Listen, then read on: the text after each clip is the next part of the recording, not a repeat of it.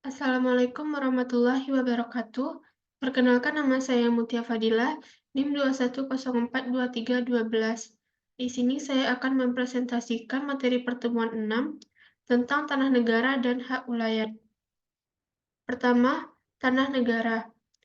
Pengertian tanah negara sebagai tanah yang dikuasai langsung oleh negara adalah tanah yang tidak dilekati dengan sesuatu hak atas tanah, sebagaimana yang diatur dalam Undang-Undang Pokok Agraria juga mengalami perkembangan. Pengertian tanah negara juga kemudian adalah tidak merupakan tanah ulayat masyarakat, hukum adat, atau bukan merupakan barang milik negara atau daerah atau BUMN atau BUMD sebagaimana terdapat dalam draft Rancangan Undang-Undang Pertanahan. Terjadinya tanah negara. Jika diklasifikasikan berdasarkan proses terjadinya tanah negara, maka dapat dikelompokkan sebagai berikut. 1. Tanah negara yang sejak semula merupakan tanah negara.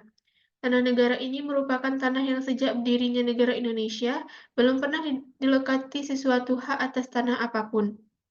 2. Tanah negara yang berkenaan dengan undang-undang atau karena ketentuan undang-undang menjadi tanah negara.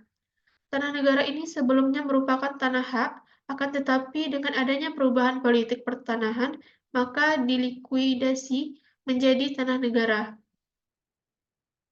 3. Tanah negara yang berasal dari tanah hak yang telah berakhir jangka waktunya dan tidak diperpanjang lagi.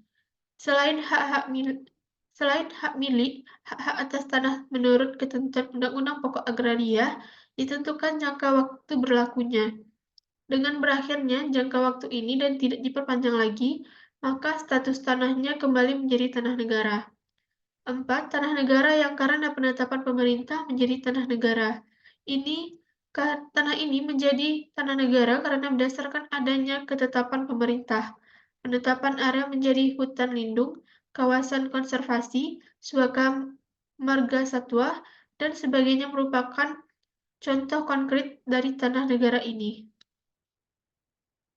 Selanjutnya, hak ulayat.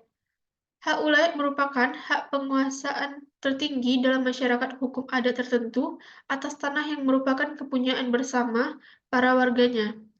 Meskipun demikian, ketentuan dalam Undang-Undang Pokok Agraria juga memberikan batasan terkait dengan eksistensi dari hak ulayat masyarakat hukum adat.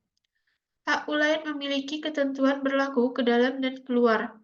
Kekuatan berlaku ke dalam terkait dengan hubungan antara anggota masyarakat hukum adat, sedangkan kekuatan berlaku keluar terkait dengan hubungan dengan orang asing atau orang luar. Penguasa adat bertanggung jawab untuk menjaga kesejahteraan dan kepentingan anggota masyarakat hukum adat, serta menyelesaikan perselisihan terkait tanah.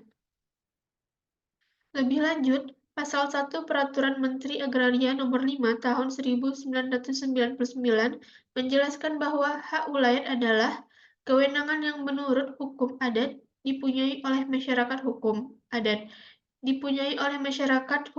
tertentu yang merupakan lingkungan para warganya untuk mengambil manfaat sumber daya alam, termasuk tanah, dalam wilayah tersebut, bagi keberlangsungan hidup dan kehidupannya.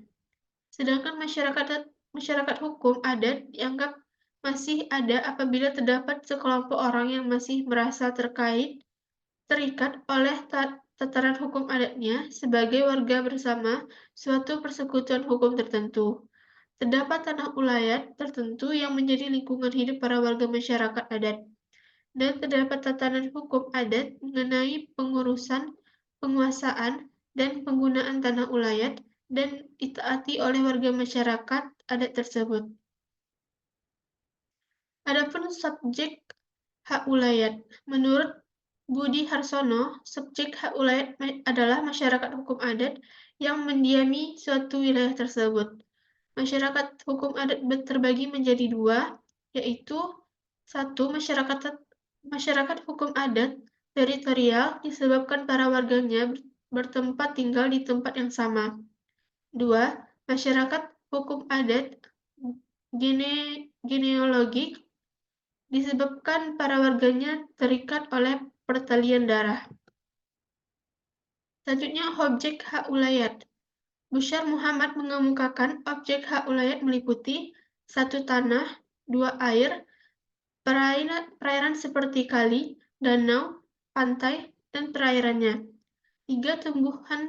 Tumbuhan yang hidup secara liar, atau pohon buah-buahan, pohon untuk kayu pertukangan atau kayu bakar dan sebagainya.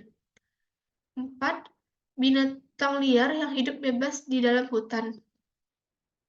Selanjutnya, kedudukan hak ulayat dalam Undang-Undang Pokok Agraria.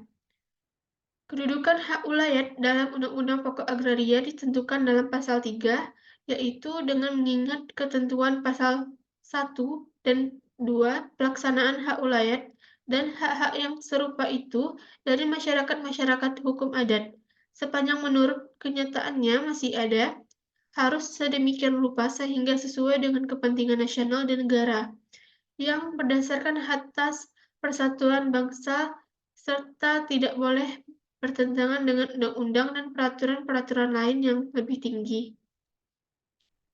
Mungkin sekian dari hasil presentasi saya.